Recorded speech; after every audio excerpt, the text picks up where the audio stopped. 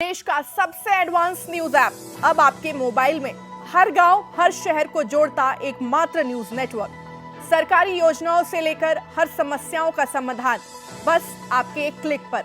सबसे एडवांस, सबसे सटीक जानकारी का खजाना, 24 घंटे लाइव टीवी, किसी भी खबर की लेटेस्ट अपडेट कहीं भी कभी भी, सभी राज्यों की अपनी भाषाओं का सबसे सुपरफास्ट ऐप सुदर्शन न्यूज अभी डाउनलोड करें और आप खुद बने प्रखर राष्ट्रवाद की बुलंद आवाज।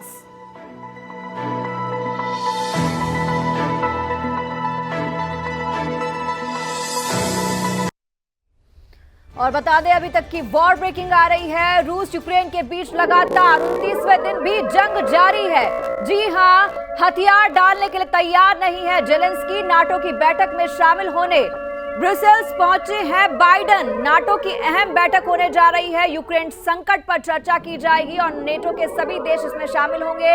और इसके लिए बता दें कि अमेरिकी प्रेसिडेंट जो बाइडेन भी शामिल होने के लिए ब्रुसेल्स पहुंचे हैं, जहां पर यूक्रेन संकट पर चर्चा की जाएगी। बता दें, जेलेंस्की लगातार युद्ध को 1 महीना होने को है, इसको लेकर जेलेंस्की सभी देशों से मदद मांग रहे हैं और साथ ही साथ इस पर चर्चा करने की बात कर रहे हैं। हथियार डालने को हालांकि जेलेंस्की नहीं है। उन्होंने कल भी जो है अपने देश के लोगों को संबोधित किया, अंग्रेजी में उनका ये भाषण था। इस वक्त की बड़ी खबर आ रही है, तो बता दें कि यूक्रेन संकट पर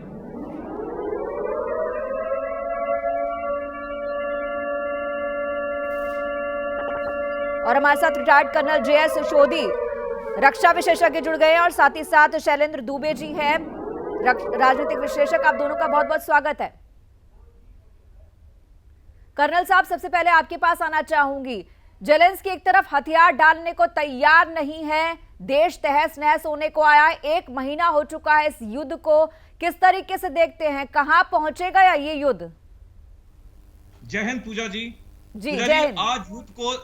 आज युद्ध को तकरीबन 1 महीना होने को आया है। पिछले महीने 24 तारीख को जब रूस ने यूक्रेन में हमला किया, उसी वक्त यूक्रेन के राष्ट्रपति पुतिन ने पूरी दुनिया को एक टीवी संदेश में बोला कि अगर कोई भी देश यूक्रेन की मदद करने आएगा तो मैं उन्हें ऐसा सबक सिखाऊंगा जो उन्होंने कभी अपने इतिहास में नहीं सीखा होगा। और जब प्रेसिडेंट पुतिन ने यह बात कही तो उस बात के पीछे एक बहुत बड़ी उनका जो शक्ति थी वो ये थी कि पूरे विश्व में सबसे ज्यादा परमाणु या न्यूक्लियर हथियार रूस के पास हैं। लड़ाई के 2 दिन के बाद 26 फरवरी को पुतिन ने अपनी पूरी न्यूक्लियर वेपन्स को अलर्ट पे रख दिया और 1 दिन के बाद 27 फरवरी को जो उनकी न्यूक्लियर सबमरीन्स थी, यानी कि परमाणु पनडुब्बियां, वो आर्कटिक महासागर से निकल गई और अपनी जगह जहां थी वहां पहुंच गई। अब ये सारी चीजें पुतिन ने दुनिया को दिखाया कि अगर कोई यूक्रेन की मदद करने आएगा तो मैं आपको बहुत बड़ा सबक सिखाऊंगा। आज लड़ाई को 29वां दिन हो गया है। जब ये लड़ाई शुरू हुई थी पिछले महीने, तब रूस के पास विदेशी मुद्रा 630 बिलियन US$ थी। रूस का यूक्रेन में रोज लड़ाई में 20 यूक्रेन US$ का खर्चा आ रहा है। इसका मतलब कि पुतिन का जो पैसा है, रूस का जो पैसा है, वो आस्ता आस्ता खत्म होते जा रहा है। लेकिन लड़ाई लंबी खींचने का फायदा सबसे ज्यादा हो रहा है अमेरिका को, बिकॉज जितनी ये लड़ाई लंबी चलती है उतना रूस आर्थिक तरीके से बर्बाद होता है। और जो अमेरिका का सपना है कि वो इस पूरे विश्व का एकमात्र सुपर पावर बन जाए, वो उसको यूक्रेन के माध्यम से सक्रिय होते हुए दिख रहा है। इसलिए अमेरिका नहीं चाहता कि यूक्रेन और रूस की लड़ाई जल्दी खत्म हो। हालांकि एक दिन यूक्रेन के राष्ट्रपति जेलेंस्की कहते हैं कि मैं नाटो नहीं ज्वाइन करूंगा, अगले दिन ही वो कहते हैं कि नहीं, मैं हार नहीं मानूंगा, मैं आखिरी गोली, आखिरी आदमी तक लड़ूंगा। तो ये सारी चीजें दर्शाती हैं कि अमेरिका और नाटो चाहते हैं ये लड़ाई लंबी चले, उसमें उनको बहुत फायदा है। दूसरी बात पूजा जी आपको बताना चाहूंगा कि हमारे विश्व में 135 मुल्क हैं। 135 मुल्क में से 166 मुल्क को अमेरिका हथियार सप्लाई करता है। दुनिया के जो 10 सबसे बड़े हथियार बनाने वाली कंपनियां हैं, उसमें से 6 अमेरिका में लोकेटेड हैं। यानी कि दुनिया के किसी भी कोने में युद्ध हो, लड़ाई हो, अमेरिका को बहुत फायदा होता है। तो इस जितना लंबा ये युद्ध खिंच रहा है, उतना अमेरिका को 2 तरफों से फायदा हो रहा है। एक, रूस की आर्थिक हालत बर्बाद होती जा रही है और दूसरा, अमेरिका का जो हथियार का व्यापार है वो और बढ़ता जा रहा है। और इसका एक नमूना है कि कुछ दिन पहले ही जर्मनी ने ऐलान किया है कि वो 35 फाइटर एयरक्राफ्ट अमेरिका से खरीदेंगे। जी शैलेंद्र जी, आप कैसे देखते हैं इस पूरे मसले को? क्योंकि अगर बात करते हैं, पूरी लड़ाई जो है कहीं ना कहीं सुपर पावर बनने की है, कहीं ना कहीं हथियारों की डीलिंग की है।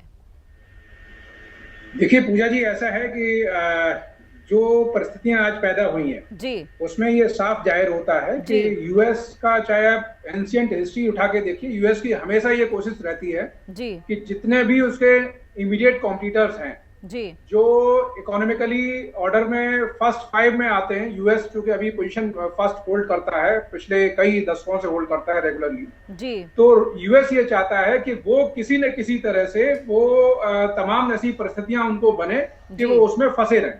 अब रशिया इकोनॉमिकली पहले भी कोई बहुत स्ट्रांग नहीं था, टॉप 5 में रशिया कभी नहीं रहा है जी, तो इकोनॉमिकली तो रशिया उतना स्ट्रांग कभी भी नहीं रहा है। लेकिन क्या है कि अगर हम देखें इन terms of the weapon arrangement, in terms of the weapon resources, specially जो उसमें न्यूक्लियर वेपन्स की जो बात है, जाहिर सी बात है, they are having the top most numbers in the world जी, और कहीं न कहीं यूएस की जो अपनी कैलकुलेशन है वो यही है कि जितने भी यूरोपियन कंट्रीज हैं वो भी इसका हिस्सा बनकर और वो भी फंसे, क्योंकि कहीं न कहीं जो डिफेंस वेपन्स का जो परचेजिंग है, चाहे वो यूरोपियन कंट्रीज हो, वो सारे जो डिपेंड होने वाले हैं आपके यूएस पे जी। और जिस तरह से कोविड पैंडेमिक में पिछले 2 वर्ष में यूएस की अर्थव्यवस्था पर भी एक अच्छा खासा असर आया है, तो यूएस ऐसी परिस्थिति भी ये चाहता है कि जितना लंबा ये वॉर खिंचेगा तो उसमें चाहे अदर नेटो मेंबर्स हैं और अदर जो यूरोपीय यूनियन के कंट्रीज हैं, तो वो रिलाई करेंगे, वो डिपेंडेंट करेंगे वेपन्स जो है परचेज के लिए यूएस की तरफ देखेंगे। तो यूएस की तो ये डिप्लोमेटिक जो पॉलिसी है वो यही है कि वो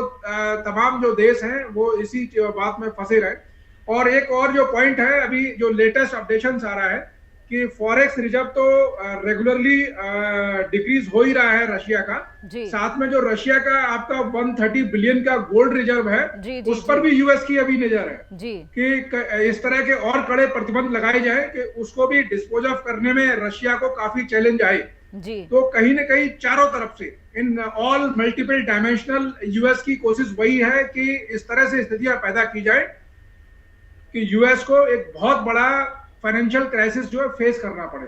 क्योंकि आप देखिए, जो भी आप जीवन में काम करते हैं, अल्टीमेटली आपका जो ऑब्जेक्टिव है वो है पैसा, उसके अलावा और कुछ नहीं है। युद्ध करके भी आप लास्ट में जो as an achievement, as an जो आपका in terms of the asset buying या एसेट प्रिक्योरमेंट की मैं बात करूं, तो अल्टीमेटली जो आपका ऑब्जेक्टिव है वो मॉनेटरी बेनिफिट को ही पाने का ऑब्जेक्टिव है। तो यूएस उसमें फौरी तौर पे तो सफल होता दिखाई दे रहा है, लेकिन मैं, जैसा कि मैंने पहले भी कई बार इस बात का जिक्र किया कि मैं तो बड़ा हैरान हूं कि चलिए दूसरा जो यूएस वगैरह वो तो बेनिफिटेड हो रहे हैं, लेकिन जेलेंस्की को क्या है, मतलब उनकी अकल पे बिल्कुल ही, मैं तो कहता हूँ, पर्दा पड़ गया है। अरे आपके देश का लगभग 60 से 70% इंफ्रास्ट्रक्चर पूरी तरह से जो है डिस्टर्ब हो गया है, पूरी तरह से बर्बाद हो रहा है, और आप लगातार जो है युद्ध का हिस्सा बन रहे हैं, जबकि आपको डायरेक्टली ना तो यूएस मदद कर रहा है, ना ही यूरोपियन यूनियन, ना नेटो कंट्री आपके साथ खड़े हुए हैं। वो सिर्फ आपको बैक एंड पे भरोसा दे रहे हैं कि हाँ जी हम आपको ये रिसोर्सेज प्रोवाइड करा देंगे, और वो भी वेपन्स जो है, जबकि पूरी तरह से यूएस ने बाउंड्रीज, जो यूक्रेन की बाउंड्रीज हैं, उनको घेर के रखा है, तो अभी तक तो कोई डायरेक्टली मदद पहुंची नहीं है, कोई भी हथियारों के तौर पे। तो ये सब जो है कहीं न कहीं जेलेंस्की की जो है मिस कैलकुलेशन है, उसका नतीजा है कि ये तमाम जिस तरह से ये समय खिंचेगा उसमें यूएस की जो है, जो उसकी जो कोशिश है वो सफल होती दिख रही है, और रशिया को भी आर्थिक तौर पे नुकसान उठाना पड़ रहा है, और यूक्रेन को तो इन ऑल दी एस्पेक्ट्स नुकसान उठाना पड़ रहा है, चाहे इकोनॉमिकल ग्राउंड पे हो, चाहे आपका फोर्सेस के ग्राउंड पे हो, चाहे सिविलियन ग्राउंड पे हो, चाहे ह्यूमैनिटी ग्राउंड पे हो, in all the grounds Ukraine is going to abolish completely. तो मैं तो बड़ा हैरान हूं, मैं तो ये चाहूंगा कि जेलेंस्की जो बिना टाइम जो है किल किए हुए वो डायलॉग में जाए पुतिन के साथ में, और इसको जो है क्लोजर की तरफ बढ़े, वो जो वही एक सॉल्यूशन है बाकी और कोई यूक्रेन के लिए सॉल्यूशन अब बचता दिखाई नहीं देता। जी कर्नल सोढी जी, मैं आपके पास आना चाहूंगी। आप कैसे देखते हैं जिस तरीके से जेलेंस्की के बयान हर रोज बदल रहे हैं, हर रोज मतलब हर रोज, कभी कहते हैं नेटो में जाना जरूरी नहीं है, हम नेटो को छोड़ सकते हैं। अभी हाल ही में उनका बयान आया था कि नेटो को उन्होंने चेतावनी दी थी कि नेटो जो देश हैं उनका सपोर्ट नहीं कर रहे हैं, इसीलिए रशिया से बात की जा सकती है। फिर अगले दिन वो पलट जाते हैं। ऐसे में ब्रिटेन की बात करते हैं, ब्रिटेन और जर्मनी दोनों ही उनको जो है मदद प्रोवाइड करवा रहे हैं। किस तरीके से देखते हैं? जेलेंस्की समझ नहीं पा रहे कि वो सिर्फ और सिर्फ एक मोहरा बनकर रह गए हैं। पूजा जी, बात ऐसी है कि जेलेंस्की को पूरी समझ है कि वो मोहरा बन चुके हैं, लेकिन वो पीछे इसलिए नहीं हटना चाहते क्योंकि उनके पास अमेरिका की ताकत है, अमेरिका की सहायता है। और ये जो सहायता है ये जेलेंस्की को पूरा मुद्दा एक अच्छे नजरिए से देखने नहीं दे रही है कि जहां उनकी देश की इतनी बर्बादी हो गई है, इतने लाखों लोग मर गए हैं, लाखों लोग बेघर हो गए हैं, लेकिन जेलेंस्की चाहते हैं कि वो सत्ता में बने रहें और जो अमेरिका कह रहा है वही वो माने, क्योंकि जेलेंस्की की जो चाबियां हैं, ताले की चाबियां, वो सारी अमेरिका के हाथ में हैं। और अमेरिका कतई नहीं चाहता कि ये लड़ाई जल्दी खत्म हो, क्योंकि जितनी ये लड़ाई लंबी चलती है उतना अमेरिका को फायदा होता है। तभी जेलेंस्की के बयान आज कुछ और होते हैं, कल कुछ और होते हैं। कभी वो नाटो पे गुस्सा होते हैं, कभी नाटो में जाके उनके वर्चुअल असेंबली के थ्रू वहां पे वो तालियां खाते हैं, उनको अच्छा लगता है। तो ये पूरी जो कहानी है, ये कश्मकश सिर्फ ये इसलिए है कि जेलेंस्की को पूरा अमेरिका का जो सपोर्ट है, सहायता है। अगर आज जेलेंस्की थोड़ा सा अपनी अक्लमंदी से काम करें और एक लिखित चिट्ठी भेज दें पुतिन को कि मैं आश्वासन देता हूं कि मैं नाटो में नहीं जाऊंगा, ये लड़ाई कुछ सेकंड के अंदर ही खत्म हो जाएगी। क्योंकि रूस की जो मेन मांग है वो सिर्फ नाटो के मेंबरशिप के ऊपर है, बाकी उनकी कोई मेजर मांग नहीं है। लेकिन जेलेंस्की ये नहीं चाहते क्योंकि अमेरिका नहीं चाहता। और जितनी ये लड़ाई लंबी खिंच रही है उतना अमेरिका को फायदा हो रहा है। और जैसे मैंने पहले बताया, उनके हथियार के सप्लाईज बढ़ रही हैं, क्योंकि जर्मनी ने ही नहीं, नीदरलैंड ने, पोलैंड ने, सबने अपने रक्षा के जो बजट हैं, डिफेंस बजट हैं, सब बढ़ा दिए हैं। तो इसे ओवरऑल फायदा अमेरिका को हो रहा है और अमेरिका बिल्कुल नहीं चाहता कि ये लड़ाई खत्म हो, इसलिए वो जेलेंस्की को इतना सहायता दे रहा है कि जेलेंस्की पीछे ना हटे।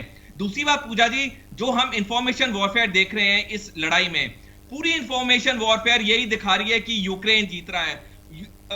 इंफॉर्मेशन वॉरफेयर में दिखा रहे हैं कि रूस के 200 फाइटर जेट बर्बाद हो गए, उनके 400 टैंक बर्बाद हो गए, लेकिन ऐसा नहीं है। ये सारे झूठ जो है ये वेस्ट की तरफ से फैलाया जा रहा है जेलेंस्की का मोराल बढ़ाने के लिए, ताकि जेलेंस्की पीछे ना हटे। जी मैं आपके पास आना चाहूंगी शैलेंद्र जी, आप किस तरीके से देखते हैं यहाँ पर जेलेंस्की का जो अड़ियलपन है, जो उनका इस सिचुएशन को ना समझ पाना है। हालांकि देखें, अगर बाकी देश इनडायरेक्टली मदद कर रहे हैं, नेटो की बात करते हैं, लगातार बैठकें हो रही हैं, इन बैठकों को कोई औचित्य नहीं है क्योंकि वो रशिया पे सिर्फ पाबंदी के अलावा कुछ नहीं लगा सकते, डायरेक्ट जो है वो हमला नहीं कर सकते रशिया के ऊपर। तो नेटो की भूमिका कैसे देखते हैं? और उसमें कहीं ना कहीं नेटो के हाथ की कठपुतली बन चुके हैं जेलेंस्की। देखिए, दोनों ही बातें हैं। कठपुतली के साथ साथ जो है उनका अपना विवेक है, वो तो कहीं ना कहीं ग्रीडीनेस का लेवल इतना ज्यादा है कि ही गॉट कंप्लीटली कंफ्यूज्ड, और उनको उसी तरह से ये दिख रहा है कि कहीं मेरी सत्ता न चली जाए। तो मैं तो असेसमेंट इस तरह करना चाहूंगा कि अगर ज्यादा लंबा चला तो डायरेक्टली ना तो इसमें यूएस इन्वॉल्व होगा और ना ही कोई भी यूरोपियन कंट्री का कोई भी देश इसमें इन्वॉल्व होगा रशिया के साथ फाइट में। क्योंकि अगर ऐसी स्थिति उत्पन्न होती है तो न्यूक्लियर वॉर को फिर कोई नहीं रोकने वाला। क्योंकि अभी क्या है, अभी 1-to-1 फाइट हो रही है रशिया के बीच में, यूक्रेन के बीच में जी। और जब रशिया को ये लगेगा कि यूरोपियन यूनियन का या नेटो मेंबर्स का कोई भी इन्वॉल्वमेंट होता है, अगर मान लीजिए एक भी नेटो कंट्री आता है, तो जाहिर सी बात है कि सबका फिर जो है बाय डिफॉल्ट इन्वॉल्वमेंट हो ही जाएगा। तो 1 वर्सेस जब 30 जाएगा, एक देश वर्सेस जब 30 देश जाएंगे, तो जाहिर सी बात है ऐसी परिस्थिति में रशिया के पास कोई विकल्प इसके सिवा नहीं बचेगा कि वो न्यूक्लियर वॉर का जो है इनिशिएट करे। ऐसी परिस्थिति में क्या है कि बहुत ही भयावह स्थिति होगी पूरे वर्ल्ड के लिए। तो मैं नहीं समझता कि ऐसी स्थिति को ना नेटो कंट्री के लोग जो उसमें इन्वॉल्व होना चाहेंगे, और ना ही यूरोपियन यूनियन का कोई देश होना चाहेगा, और ना ही इवन जो है यूएस होना चाहेगा। क्योंकि कोविड में जिस तरह से इन सब यूरोप के तमाम जो देशों में जिस तरह से अर्थव्यवस्था पर असर पड़ा है, तो सबकी अर्थव्यवस्था कहीं ना कहीं अभी चरमराई हुई है। वो सिर्फ जो है भरोसा दे रहे हैं, आश्वासन दे रहे हैं यूक्रेन को कि हम आपके साथ खड़े हुए, आप कंटिन्यू करिए। और उसमें जो जेलेंस्की है उनको अब इस बात का निर्धारण करना है कि उनको जितनी जल्दी बिना टाइम गवाए हुए अगर वो डायलॉग में जाते हैं, रिटन डायलॉग में जाते हैं रशिया के पुतिन के साथ में, तो क्या है कि सत्ता से भले ही उनको बेदखल होना पड़े, लेकिन उनकी कम से कम जान बच जाएगी और यूक्रेन का जो इंफ्रास्ट्रक्चर है, यूक्रेन के जो तमाम जो देश के जो बचे हुए वहां के लोग हैं, उन सब की जान की सलामती जो है हो जाएगी।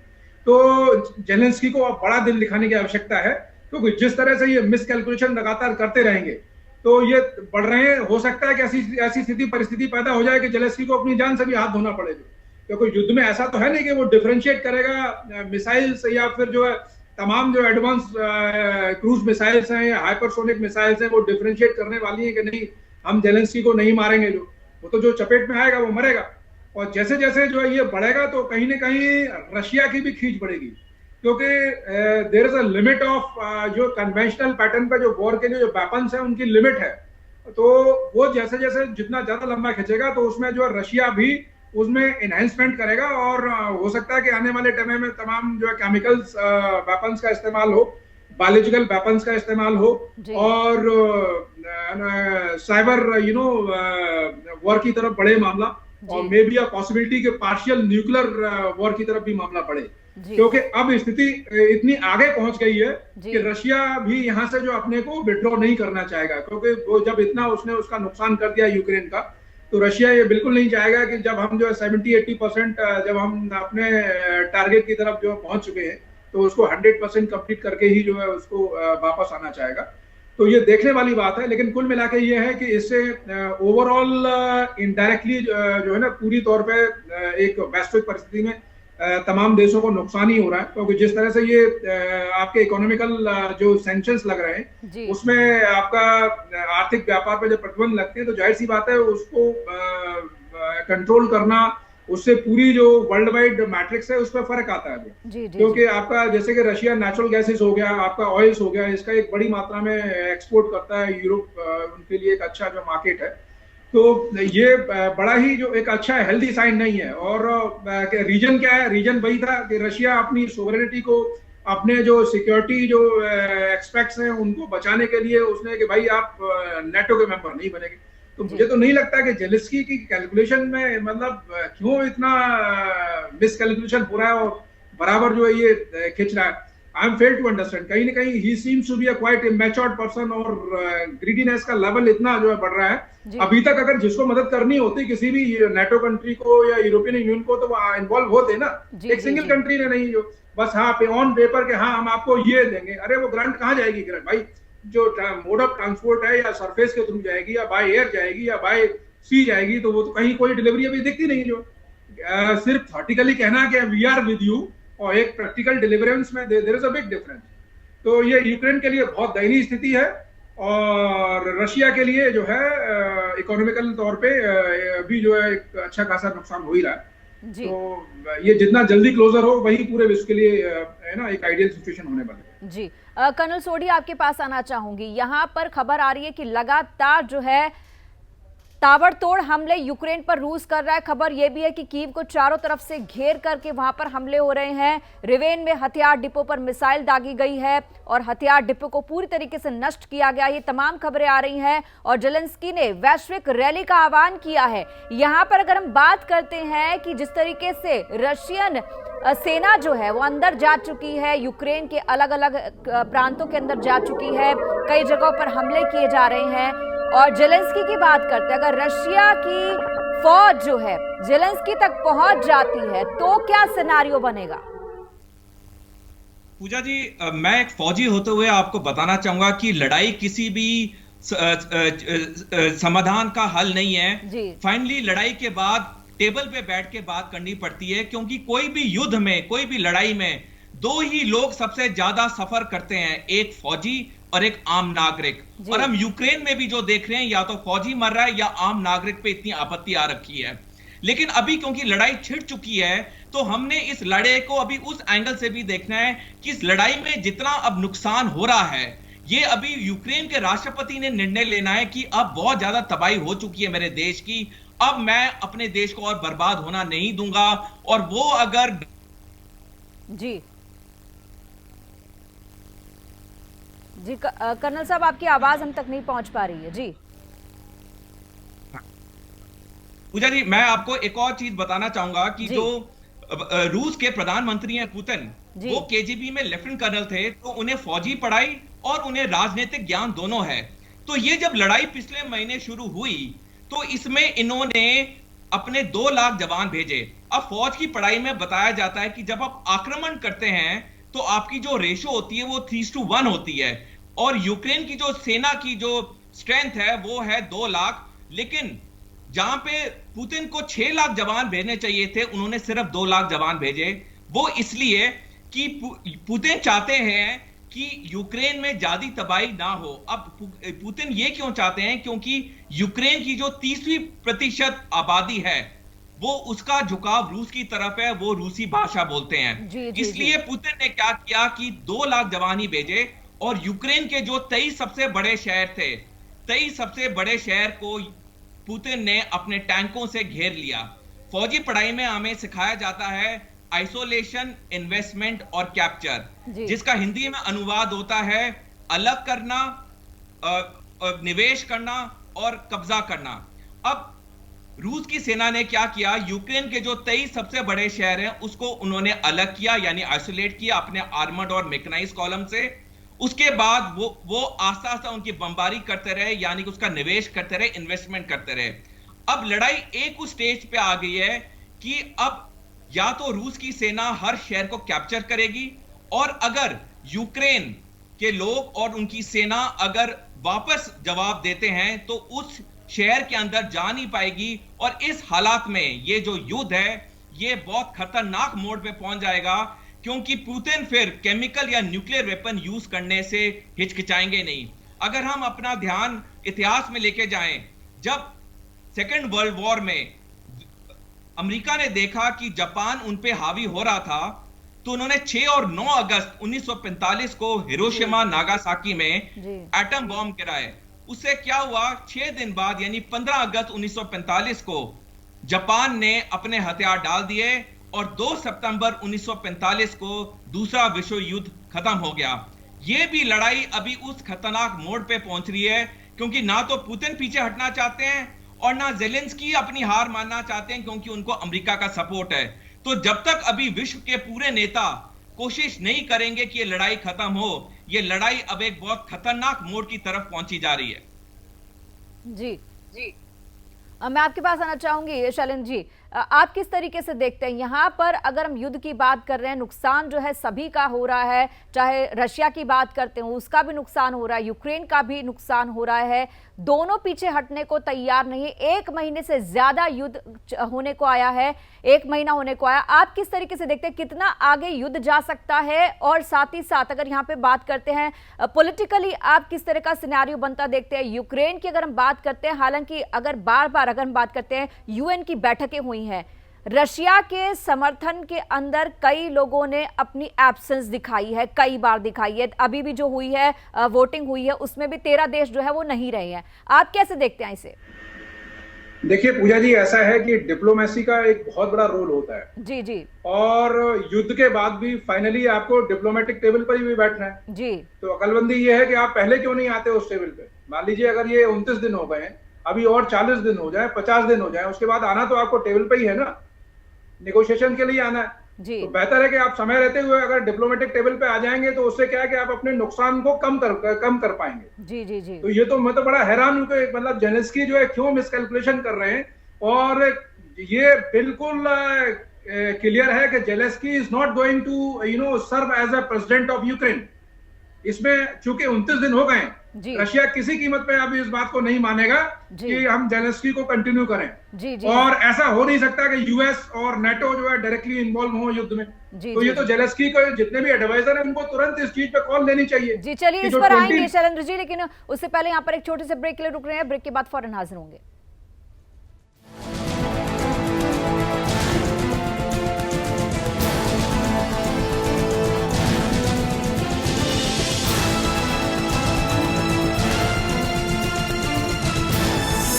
आप देख रहे हैं सुदर्शन न्यूज।